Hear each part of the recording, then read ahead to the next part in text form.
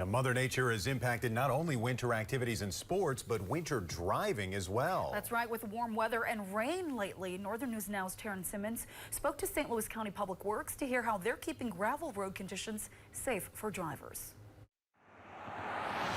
The historically warm winter we've seen this year is causing not only headaches for winter enthusiasts, but headaches for road maintenance workers as well. Gordy Halverson with St. Louis County says these gravel road conditions Northlanders don't normally see until April. But due to the unusual winter, we're seeing them earlier on this year. The warm weather and with the rain, it softens up the gravel.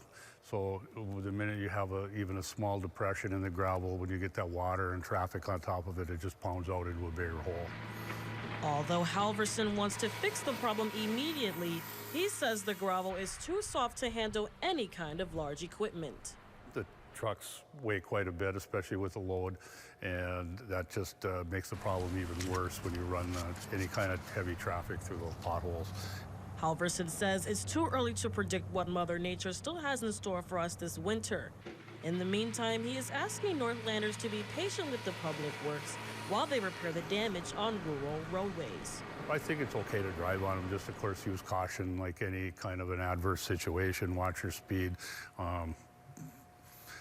Try not to run through the holes. I know some areas it's almost impossible, but just be patient. In Duluth, I'm Taryn Simmons, Northern News Now.